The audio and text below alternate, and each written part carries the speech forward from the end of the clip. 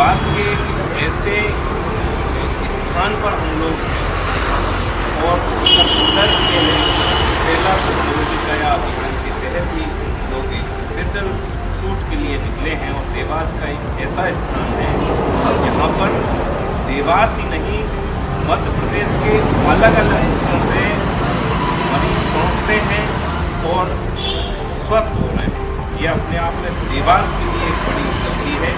जी हाँ, Songara spine and rehabilitation centre doctor Songara जो अपने आप में एक अद्भुत शख्सियत है। महज 31 वर्ष की आयु में उन्होंने जो योग्यता हासिल की है, जब हम डॉक्टर साहब से बात करते हैं तो केवल मध्य प्रदेश ही नहीं, महाराष्ट्र से और हिंदुस्तान के कई अन्य प्रदेशों से भी मरीज यहाँ पर पहुँचते हैं। इसके अलावा डॉक्टर साहब के पास कुछ क्रिटिकल केस के लिए विदेशों से भी मरीज उनके संपर्क में हैं। ये अपने आप में एक बहुत बड़ी उपलब्धि है देवास के लिए। आज यहाँ पर हम पहुँचे हैं और जानेंगे कि यहाँ पर कौन कौन से रोगों का इलाज होता है, डॉक्टर साहब की क्या विशेषताएँ हैं, उन्होंने कैसे अपनी इस चिकित्सीय क्षेत्र की यात्रा का शुभारंभ किया, उनका सफ़र कैसे शुरू हुआ और भी बहुत कुछ, उनकी क्या विशेषताएं हैं, यहाँ पर किस तरह की मशीनें हैं, क्या खासियत है, इन तमाम बिंदुओं पर हम बात करेंगे। तो आइए चलते हैं।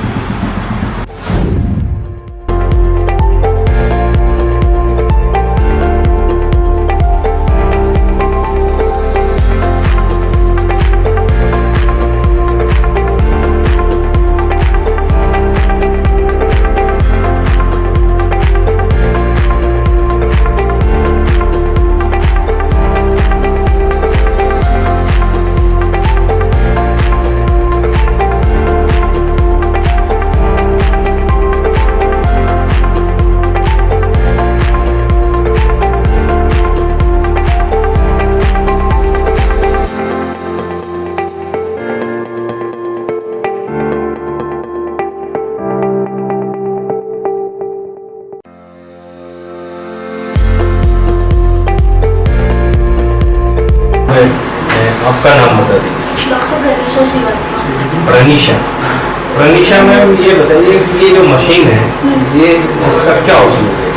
ये हमारी जो मसल्स रहती है पैरालाइज्ड रहती है उसको स्टिमुलेट करती है। अभी जैसे मूवमेंट हो रही है तो इसके थ्रू जो हीट है वो पूरे हैंड में जाती है। इनके हाथों में जो स्टिफनेस है तो अपन उसको स्टिफनेस को कम करने के लिए और इनकी जो मूवमेंट है उसकी रेंज को बढ़ाने के लिए। अच्छा, इससे परमानेंट तकलीफ दूर हो जाती है।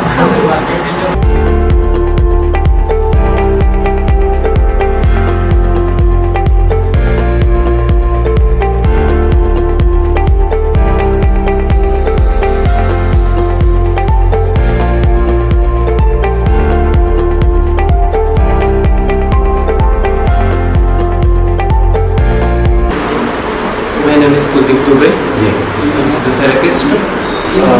ये लेज़र मशीन है। लेज़र मशीन ऐसा डीपली इसकी रेस बॉडी के डीपली जाती है और ये बॉडी के अंदर जो इन्फ्लामेशन वगैरह होता है, एडिमा होता है, उसको हील करती है। बॉडी के डीप तक जाकर और वर्क करता है। अच्छा, तो एक रोबोटिकली फीचर्स है, ये बहुत फास्ट वर्क करता है।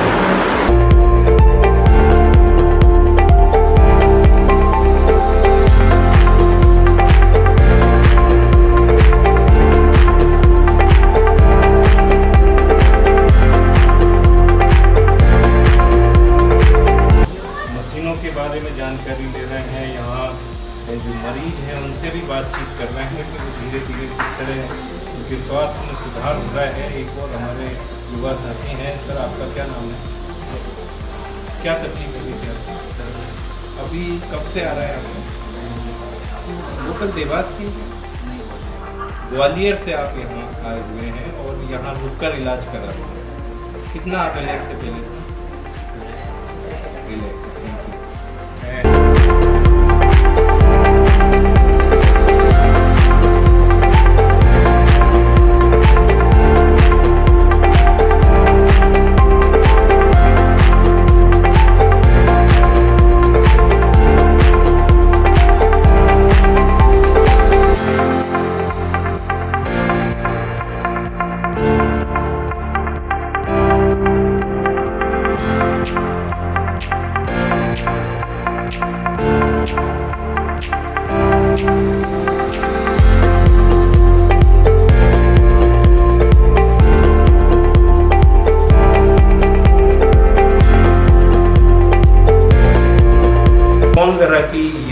टीम है जो उनके साथ मरीजों को बेहतर स्वास्थ्य देने के लिए लगातार काम करती है। आप लोग यहाँ पे कितने घंटे देते हैं और किस तरह की आपकी वर्किंग रहती है? समथिंग 8 से 9 आवर। अच्छा, और यहाँ पे मध्य प्रदेश के किन किन हिस्सों से मरीज आते हैं, आप लोगों को कुछ आइडिया हो? काफ़ी हिस्सों से मरीज आते हैं। ग्वालियर है, होशंगाबाद है, बरेली है, पिपरिया है, भोपाल है, मंदसौर। मतलब कहा जा सकता है कि मध्य प्रदेश के सभी हिस्सों से पेशेंट आते हैं। तो अभी तक आप लोग किस तरह के क्रिटिकल केस आपने देखे जो एकदम ठीक हुए और आपको लगता है कि ये अपने आप में बहुत बेहतर है? स्पाइन के ज़्यादातर स्पाइन के केसेस को जल्दी रिकवर होता है। यहाँ पे स्पाइन में कर्व आना, हाइपोसिस एंगल हो जाना, स्कोलियोसिस हो जाना, इन चीज़ों में काफ़ी इम्प्रूवमेंट आ जाता है जल्दी। आप सभी को बहुत शुभकामनाएं। आप लगातार समाज के लिए बेहतर स्वास्थ्य के लिए काम करते रहिए। आप सभी का बहुत धन्यवाद। Thank you.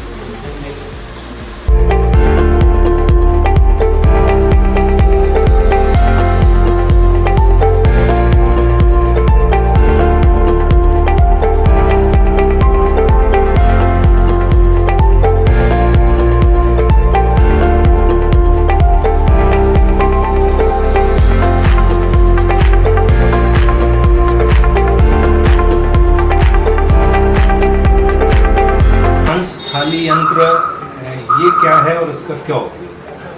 हास्य थाली यंत्र है। ये पेशेंट को आंखों के नीचे काले घेरे हो जाना, मांसपेशियाँ में सूजन आ जाना, पैरों में स्वेलिंग आ जाना, पेशेंट का जोड़ों का दर्द, मतलब काफ़ी बीमारियाँ जो रहती है उससे ठीक होते हैं पेशेंट। इसमें टॉक्सिन्स कैसे उपयोग होता है? बॉडी के अंदर जो पित्त जमा हो जाता है बहुत सारा, वो पित्त सारा टॉक्सिन के थ्रू क्लियर हो जाता है। इसका कैसे पेशेंट को कैसे उपयोग करोगे? इसमें पेशेंट के दोनों पैरों को रखते हैं, इसमें ऑयल डालते हैं और उसको चालू करते हैं। मशीन चलती है, पांच थाली पैरों पे 5 थाली यंत्र है।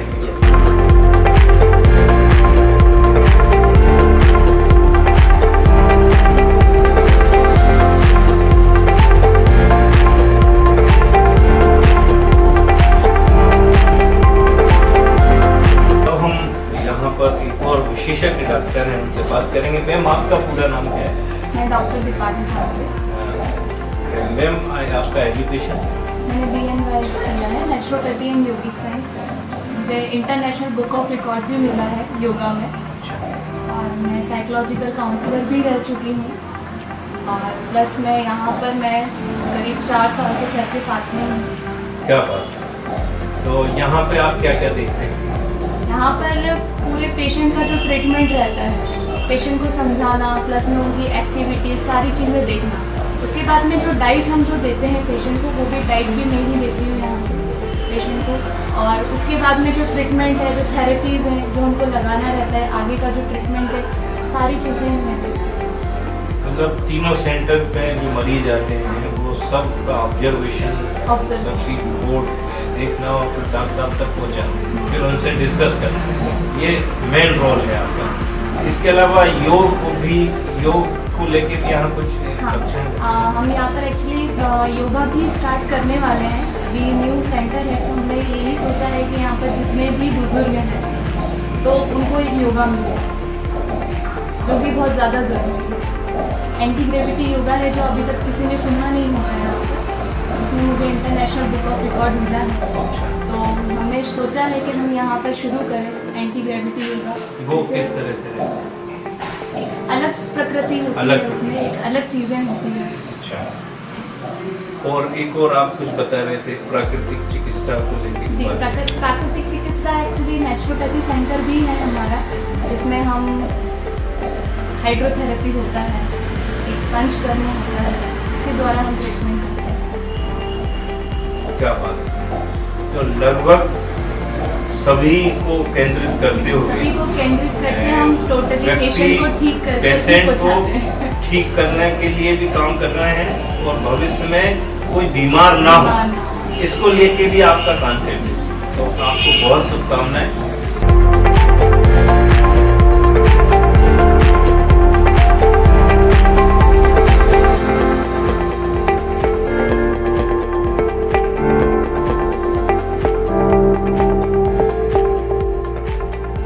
की बात कर रहे थे, आप बता रहे थे कि कुछ यूनिक है, कुछ नया कॉन्सेप्ट किस तरह बना? देखिए, हमने अब तक देखा है कि जो मेडिकल होते हैं काउंटर के रूप में होते हैं, जहाँ लोग आते हैं अपनी दवाइयाँ अपने लेते हैं, प्रिस्क्रिप्शन और दवाइयाँ अपनी लेते हैं, लेकिन दवाइयों के साथ साथ में कई सारी ऐसी चीज़ें होती हैं जो हाइजीन को भी रखती है साथ साथ में। तो हमने इसको एक मॉल के आकार का रूप दिया है। इस मॉल में हमने वो सारी चीज़ें रखी, इसमें दवाइयाँ भी है, हाइजीनिक भी है और डाइट सप्लीमेंट भी है। कुछ देख सकते जैसे हैं कि हम आते हैं यहाँ पर, जैसे डायपर्स हैं। कई बार देखा गया है कि महिलाएं अक्सर जो है उनकी जो चीज़ें होती हैं, जैसे डायपर्स हो गए हैं, उनके जो विस्पर वगैरह हो गए हैं, ये लेने के लिए मेडिकल पे नहीं जाती है। कहीं ना कहीं एक शर्म वाली भावना रहती है, या फिर मेडिकल पे कोई पुरुष है तो वो उन चीज़ों को लेने में हिचकिचाती है। तो हमने इसे भी यहाँ पर रखना उचित समझा कि भाई वो आए सेल्फ सर्विस लेकर के अपने हाथ से चले जाए। ये पार्ट बहुत महत्वपूर्ण दिखाई देता है। ये महत्वपूर्ण इसलिए है कि इसमें जितना भी आहार है, जो भी फूड न्यूट्रिशन है, ये जैविक आहार है। ये बिना किसी केमिकल के, बिना पेस्टिसाइड के ही बनाया गया है। इसमें अगर हम बात करें तो हमारे पास सारे ऑर्गेनिक सारी चीज़ें हैं। इसमें पोहा से लेकर के, चावल से लेकर के, उपमा से लेकर के, या फिर हम बच्चों को देखते हैं कि बच्चे आजकल पास्ता खाना पसंद करते हैं, नूडल्स खाना पसंद करते हैं। तो ये जो चीज़ें हैं ये भी पेस्टिसाइड लेस हमने बुलवाई है। काला चना आप दिखा रहे हैं। हाँ, जैसे कि हम अगर काले चने की बात करें तो ये शायद बहुत कम लोग जानते हैं कि काला चना भी इस टाइप से, काला चना शायद पहली बार किसी ने देखा होगा। हम अक्सर देखते हैं तो काबुली चना होता है जो कि एक कत्थई रंग में होता है, लेकिन ये पेस्टिसाइड लेस होने की वजह से एकदम ब्लैक आकार है, ब्लैक नहीं। इसकी गुणवत्ता ही अलग है, इसकी पोषक तत्व ही अलग है। ये नमक के विषय में भी नमक भी है। नमक जो है हमारा ये प्योर ऑयल, प्योर हमारा नमक है। इसमें कैल्शियम, पोटेशियम और मोर देन जो 75 प्लस जो चीज़ें होती है इसमें प्रेजेंट है, अच्छा, प्योर प्रेजेंट है। इसी टाइप से हमारे पास जो ऑयल है, ऑयल में भी ग्राउंडनट ऑयल है जो कि बिना किसी हीट के है। जो आज हम जो ऑयल खा रहे हैं, जितने खा रहे हैं, वो सब कंपनी में बने जाते हैं, उनमें कई सारी चीज़ें मिलाई जाती हैं। अगर हम बात करें ग्राउंडनट ऑयल की, आज की तारीख में ग्राउंडनट जो हमारा मूंगफली है, मूंगफली का भाव आज जा रहा है 120-130 रुपये किलो, लेकिन वही हम अगर मूंगफली का तेल लेने जाते हैं तो वो 110 रुपये किलो हमको मिल जाता है। ऐसा क्यों? 1 किलो मूंगफली में क्या हम कल्पना कर सकते हैं कि 1 किलो तेल निकल जाए? नहीं निकल सकता। तो कहीं ना कहीं वो चीज़ें मिलावटी है, उनमें कई सारी चीज़ें मिली हैं जिनको खाने के बाद कई सारे कॉम्प्लिकेशन आ रहे हैं। आज हम देख रहे हैं हर किसी को, एक यंग बॉडी को भी ब्लॉकेजेस आ रहे हैं हार्ट में इन तेलों की वजह से। तो ये चीज़ भी उसी लिए उपयोगी है। एक शक्कर के विषय में आपने मुझे बताया था। जी, शक्कर में हमारे पास रॉ शुगर है जो कि गन्ने से ही बनाई गई है। अभी तक हम जो वाइट शुगर जो हम लोग खा रहे हैं, जब उसको फर्टाइल करके बनाया जाता है तो उसमें से कैल्शियम जो है निकल जाता है उस शुगर के अंदर से। इसमें कैल्शियम मिला हुआ है। और जब भी हम शक्कर को खाते हैं तो उसे डाइजेस्ट करने के लिए हमें कैल्शियम की नीड होती है, और वो कैल्शियम बॉडी से निकल जाता है। तो कहीं ना कहीं आर्थराइटिकल चेंजेस जो आ रहे हैं, लोगों को चाय पीने से जो परेशानी आ रही है, वो भी उसी का कारण है। तो कहा जा सकता है कि स्वस्थ रहने के लिए हेल्दी फूड और ये बहुत बेहतर है कि इस तरह के डाइट ही महत्वपूर्ण है। देखिए, शरीर में कोई बीमारी अगर हमें आती है तो हम अपने दिन रात अपने शरीर को चलाने के लिए सिर्फ भोजन ही ग्रहण करते हैं। अगर अब वो भोजन ही मिलावटी हो जाएगा तो बीमारियां तो आएंगी आएंगी। आपने कहा भी था कि इससे ज़्यादा महत्वपूर्ण ये महत्वपूर्ण है, इसीलिए दोनों चीज़ों को हमने सामने रखा है कि आप आइए और ये शुरू करिए और ये दवाइयाँ आपकी कम करते जाए। मिट्टी के बर्तन में पानी पीने के क्या फायदे हैं? आपने जी, मिट्टी के पोषक तत्व ही अलग है, मिट्टी के गुण ही अलग है, सभी लोग जानते हैं। और ये जो मिट्टी से जो बना हुआ है, इसमें देख सकते हैं गर्मियों में मिट्टी के जल में हम सब जानते हैं कि पानी पीने की अलग विशेषता है। इसमें ठंडा एक अलग ही ठंडा होता है, जो कि हम जो फ्रिज में पीते हैं उसमें ठंडे होने की बात और इसमें ठंडे होने की बात अलग ही है। ये शीतल जल, ये शीतल जल है। इसमें कई सारे मिनरल्स वगैरह जो मिट्टी से ही मिलते हैं, मिट्टी से ही पानी को जाते हैं, और पानी का टेस्ट हर चीज़ बदल जाता है। तो अपने आप में ये बहुत अद्भुत और देवास का एक्सक्लूसिव एक बच्चों से बात निकली तो मैं एक बात और बताना चाहता हूँ आपको। जैसे आजकल हमारे जो बच्चे हैं जो कि सुबह उठते हैं, माताएं उन्हें दूध पिलाती हैं, वे स्कूल जाते हैं, लेकिन स्कूल जाने के बाद जो टिफिन है वो खाते नहीं हैं। क्यों नहीं खाते? कि सुबह सुबह उन्हें दूध दे दिया जाता है सुबह, तो वो जो टिफिन है उसे खाना पसंद नहीं करते, और बाद में जाकर के फिर वो बाहरी जो चीज़ें होती हैं, जो चटपटी चीज़ें होती हैं, जो कुरकुरे वगैरह होती है, इस टाइप की चीज़ें उनको वेफर्स वगैरह खाना पसंद करते हैं। तो उनके लिए भी यही चीज़ हम लेकर आए।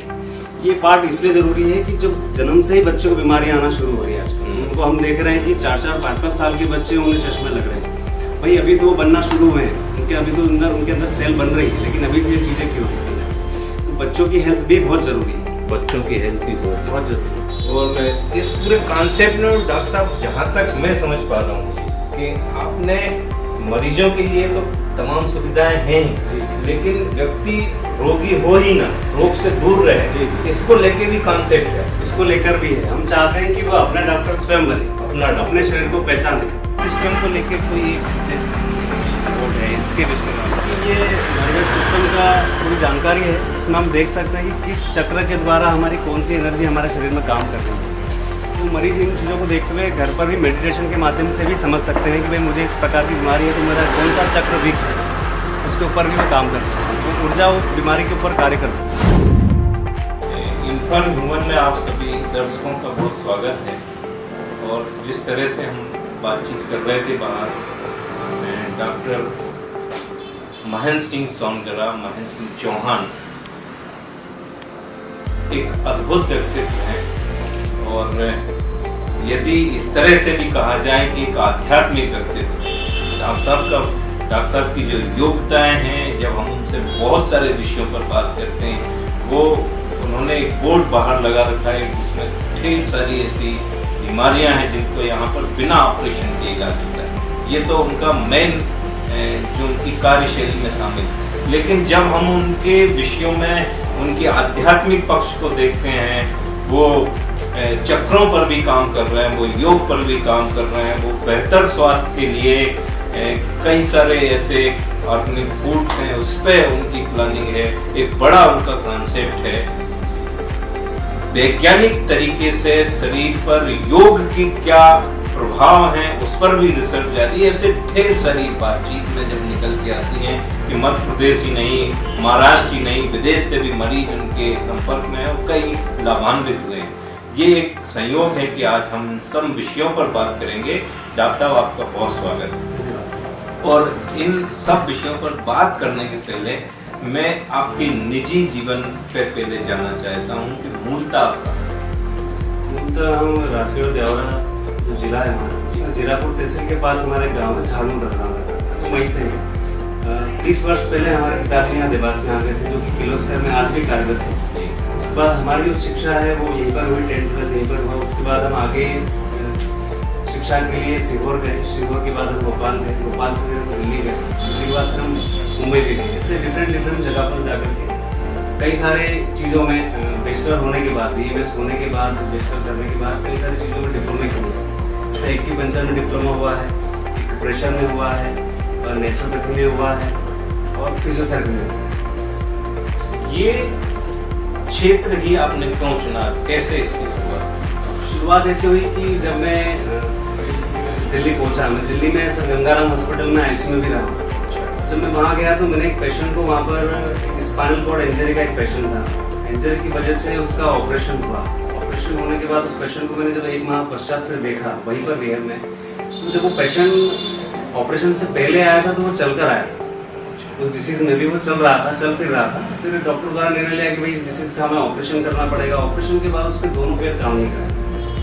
कुछ 1 महीने बाद जब मैंने उसको रिहैब में देखा तो मैंने उनसे बात की, तो उन्होंने कहा था कि ऑपरेशन के पहले मैं चल रहा था, लेकिन ऑपरेशन के बाद ये चीज़ें अब काम करना बंद हो गई, और आगे मुझे बोल दिया कि मैं शायद ही आजीवन जिंदगी में मैं चल पाऊँ। और जो कि एक बहुत छोटी उम्र में था, 32-35 साल की उम्र होगी लगभग, उसी एज में इतना बड़ा उनके साथ हादसा हुआ। फिर वहाँ से मैंने सोचा कि नहीं, ऐसे कई सारे पेशेंट वहाँ हमने देखे, तो क्यों नहीं बिना ऑपरेशन ये चीज़ें ठीक हो जाए, क्यों नहीं इन पर मेहनत की जाए। तो आगे डिफरेंट सी चीज़ों में हमने डिप्लोमे किए, कई सारे रिहेबिलिटेशन में काम किया। उसके बाद एक निष्कर्ष निकला कि भाई हाँ, इन पेशेंटों को हम वेट कर सकते हैं, एक बिना ऑपरेशन करे एक चांस ले सकते हैं, बिना ऑपरेशन के अगर इसको हम ठीक कर पाए। अगर ऑपरेशन हो जाता है तो जिंदगी पूरी खराब हो जाती है पेशेंट। चलने फिरने से लेकर के लेटरिन पेशाब का उन्हें होश नहीं है। एक तरह से एक ज़िंदगी ही उनकी ख़त्म हो जाती है। तो इन सब विषयों को सोचते हुए आपने रिसर्च भी किए, डिप्लोमा भी किए जी, फिर यहाँ पर एक सेंटर की स्थापना की जी। ये कब स्थापित हुआ सेंटर? ये मैं जब कोविड आया जनता कर्फ्यू के दिन देवास में आया था। हमारा जो क्लिनिक है ये मुंबई में था, बांद्रा वेस्ट में, 2 साल से वहीं चल रहा था। उसके बाद कोविड में मैं यहाँ आया, तो कोविड में आने के बाद मैंने MG ज्वाइन किया, यहाँ का जो डिस्ट्रिक्ट हॉस्पिटल है उसमें कोविड में as a nursing officer work किया। और 2 साल कोविड में रहते हुए भी धीरे धीरे यहाँ से शुरुआत की काम करने की। धीरे धीरे पेशेंट आते गए, लोग ठीक होते गए। जो बीच में आपको टोक रहा हूँ, कोविड की बात आ रही, इस विषय को हम कंटिन्यू रखेंगे, लेकिन कोविड के दौरान आपने कितना काम किया ये थोड़ा बताइए। कोविड में जब फर्स्ट फेज चल रहा था उस समय इतनी परेशानी नहीं थी, तो कोई कॉम्प्लिकेशन में थे। हमारा एक यूट्यूब चैनल भी है, तो कुछ पेशेंट मुझे मुंबई से ही जानते थे कि भाई कुछ परेशानी होती तो वो मेरे पास ही आते थे। तो यहाँ आने के बाद भी उनका आना जाना यहाँ पर शुरू हुआ। धीरे धीरे करके 1-2 पेशेंट आए, वो ठीक हुए, उन्होंने चलना शुरू किया, आसपास लोगों को पता लगा। ऐसे धीरे धीरे करते करते यहाँ पर आज 3 सेंटर हमारे स्थापित हो चुके हैं।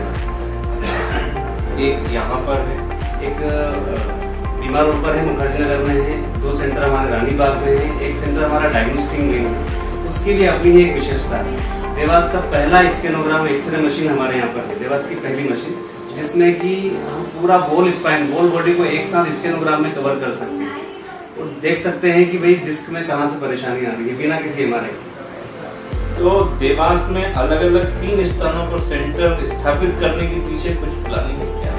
इसके लिए प्लानिंग नहीं है। जैसे जैसे पेशेंट का कारवा बढ़ते जा रहा है, जैसे पेशेंट आते जा रहे हैं, जगह की थोड़ी सी कमी होती जा रही है, तो हमको उन चीज़ों को फैलाना पड़ रहा है। लगातार पेशेंट बढ़ रहे हैं, उनको सुविधा देने के लिए। और जब हम इन सभी सेंटर पर पहुंचे तो हमें ये बातचीत के दौरान स्पष्ट हुआ कि मध्य प्रदेश के कई हिस्सों से आपके पास पेशेंट पहुंच रहे हैं। ज़्यादातर मरीज कहाँ से पहुँचते हैं? ज़्यादातर मरीज हमारे पास भोपाल संभाग जो है वहाँ से ज़्यादातर मरीज हैं, उज्जैन संभाग से मरीज ज़्यादा है, इंदौर संभाग से भी है।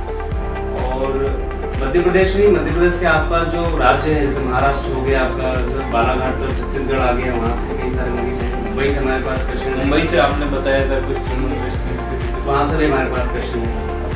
कुछ विदेशों से भी मरीज आते हैं। विदेशों से ही मरीज है, शुरू से ही विदेशी है, क्योंकि जब हम मुंबई गए तो वहाँ पर फॉरेनर ज़्यादा है, तो कहीं ना कहीं वहाँ से उनके कनेक्शन हुए, वो भी आज हमारे पेशेंट। तो डॉक्टर साहब यहाँ पर जो मेन जो कोर्स है, इसमें जो बीमारियाँ हैं उसमें ज़्यादातर किस तरह की मरीज आपके पास? उसमें न्यूरो स्पाइन जॉइंट से जितनी बीमारियाँ हैं, जितनी परेशानी है, जैसे न्यूरो में आपका पैरालाइज हो गया, पार्किंसन डिसीज हो गया, या स्पाइनल में डिस्क प्रोलेप्शन हो गई, स्लिप डिस्क हो गई, डिस्क में ब्लगिंग हो गया है, डिस्क में हर्निएशन हो गया है, या डिस्क में गादी निकल गई है, नस दब गई है, या डॉक्टर द्वारा उन्हें ऑपरेशन का बोला गया है, तो बिना किसी ऑपरेशन के रोबोटिक डिकम्प्रेशन मेथड की वजह से उनको हम सक्सेसफुली ट्रीट करते हैं। तो अभी तक ऐसे कितने सक्सेसफुल केस? अब तक जो हमारे पास डेटा है, सभी पेशेंटों का हम डेटा भी कलेक्ट करते हैं। वो इसलिए करते हैं कि आज ही नहीं, आज से 10 वर्ष बाद भी अगर वो पेशेंट पुनः किसी वजह से हमारे पास आता है तो हमारे पास उनकी पूरी हिस्ट्री होती है। लगभग ऐसे 2000 प्लस पेशेंट हो चुके हैं जिनको बिना किसी ऑपरेशन के हम सफलता पहुंचा करते हैं। भविष्य को लेके भी आपकी कुछ और बड़ी प्लानिंग है? उसको लेकर भी कई सारे ऐसे प्लान हैं, कई सारी चीज़ें हैं। हम चाहते हैं कि हम विंग वाइज इन चीज़ों को बना दें, जैसे कि जो बुजुर्ग हैं उनका एक विंग बनाए, बच्चों का स्पेशल विंग बनाए। कई सारे ऐसे बच्चे होते हैं जो मसल डिस्ट्रोफी की वजह से जन्म से चल नहीं पाते हैं, जन्म से बोल नहीं पाते हैं, सुन नहीं पाते हैं, उनकी एक अलग ही जिंदगी है। तो इन चीज़ों को देखते हुए अलग अलग एक डिपार्टमेंट वाइज एक बड़ा हॉस्पिटल बनाना चाहते हैं, जिसमें कि भौतिक चिकित्सा ही नहीं, योग भी हो, कई सारी प्राकृतिक चिकित्साएं भी हो। इन सभी को देखते हुए एक बड़ा यूनिट खड़ा करना चाहते हैं। तो जहाँ तक हम लोग समझ पा रहे हैं, आपकी जो मेन एजुकेशन है वो तो है ही, तो साथ में योग को लेके भी आपका इंटरेस्ट दिखाई देता है, प्राकृतिक चिकित्सा के विषय में भी बात हुई, मृदा को लेके भी कुछ प्रयोग हैं आपके, ये सब भी आप उस पर प्लान कर रहे हैं जी, और इस पर एजुकेशन भी हुआ है जी, रिसर्च भी है जी। देखिए, हमारा जो शरीर है पंच तत्वों से मिलकर बना हुआ है, तो उन्हीं के माध्यम से उनको चिकित्सा हम दे सकते हैं और हम ठीक हो सकते हैं। प्राचीन काल में ना कोई बड़े अस्पताल थे, ना बड़े कोई सर्जन थे, ना बड़ी कोई इन्वेस्टिगेशन होती थी, ना कोई जांचें होती थी, फिर भी इन बीमारियों का उपचार सफलता मिलता था। हमने सुना है कि पहले लड़ाइयाँ होती थी, युद्ध होते थे, दिनों महीनों तक युद्ध चलते थे, वो सेनाएं जख्मी भी होती थी, उनका वही उपचार होता था और वापस युद्ध की ओर कूच करते थे।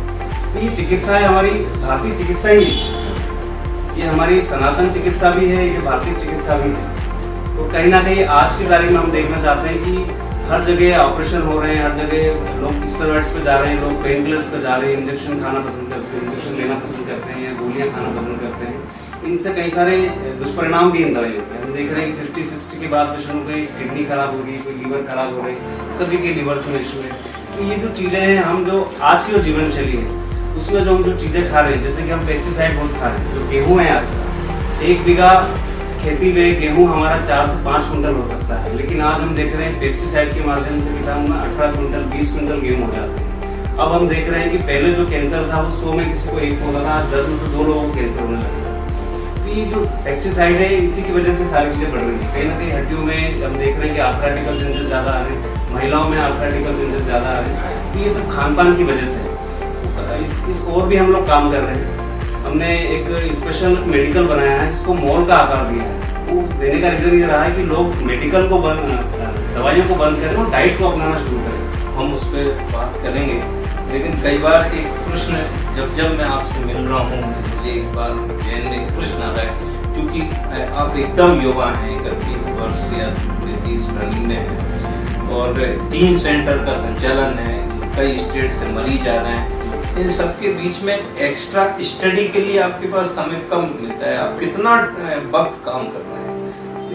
वक्त तो पूरे टाइम वक्त ही है, मरीजों में ही है, लेकिन फिर भी अगर कोई वक्त निकलता है मिलता है तो कहीं ना कहीं हम जैसे बहुत सारे सेंटर हमारे भारत में कई जगह सेंटर है, ऐसा नहीं कि ये भारत का पहला सेंटर है, कई जगह सेंटर जैसे पतंजलि योग पीठ है या पुणे महाराष्ट्र में भी है। तो जब भी कभी ऐसा समय मिलता है तो मैं उन सेंटर में जाना पसंद करता हूँ। जैसे एक रिसेंटली एक सेंटर हमारे आगर मार्ग में भी सेवा भारती, वहाँ भी बहुत अच्छी चिकित्साएं हो रही, तो मैं उन चीज़ों में जाना पसंद करता हूँ। जब भी मुझे समय मिलता है, जो भी वेकेशन होता है, जो आउटिंग टाइम होता है, तो उनको इन सेंटरों पर जाना। तमाम विषयों पर बातचीत हो चुकी है, फिर भी जिस तरह से डॉक्टर साहब की जो योग्यताएं हैं और उनके जो चिकित्सा के क्षेत्र में कार्य करने की जो उनके सपने हैं, उनके जो प्लान है, उसमें इतनी बृहत्ता है कि मुझे लगता है कि बहुत सारी बातें छूट रही होंगी। फिर भी क्योंकि ये यात्रा लंबी है और डॉक्टर साहब की अपनी व्यस्तताएं हैं, हम इस बातचीत को फिलहाल यहीं पे अभी एक विराम दे रहे हैं और ये सिलसिला बातचीत का लगातार जारी रहेगा। अंतिम एक मेरा प्रश्न है, या इसको यूं कहें कि मेरा आपसे एक निवेदन है डॉक्टर साहब कि क्योंकि आप जिस उद्देश्य, जैसे प्रारंभ में आपने वेदम नाम दिया था और आपसे जब बात होती मुझे लगता है पूरी आपकी जो भी प्लानिंग है वो कहीं ना कहीं सनातन को केंद्र में रख के ही चलती हुई दिखाई देती है, वेद और वेदों पर ही आधारित है। तो व्यक्ति और हिंदुस्तान या मानव समाज कैसे स्वस्थ रहे, इसको लेके आपका क्या संदेश है, ये हमारे दर्शक। बहुत ही अच्छा प्रश्न आपने किया है, क्योंकि आज हर घर में हम देख रहे हैं कि सभी को जॉइंट्स पेन है, सभी को बीमारियां हैं, सभी को स्पाइन में दर्द है, सभी को थकान है, सभी को कमजोरी है। कहीं ना कहीं उनको ये नहीं पता है कि हमें कौन सी चीज़ कब खानी चाहिए, किस समय हमें उठना चाहिए, किस समय क्या चीज़ देनी चाहिए। जैसे अभी थोड़ी देर पहले भी ना बताया था कि बच्चों को सुबह उठते ही हम लोग माताएं दूध पिला देती हैं। भाई 3 वर्ष तक तो जो बच्चा नवजात होता है तब तक तो हमें दूध देना चाहिए, लेकिन 3 वर्ष के बाद उन्हें सुबह दूध नहीं देना चाहिए।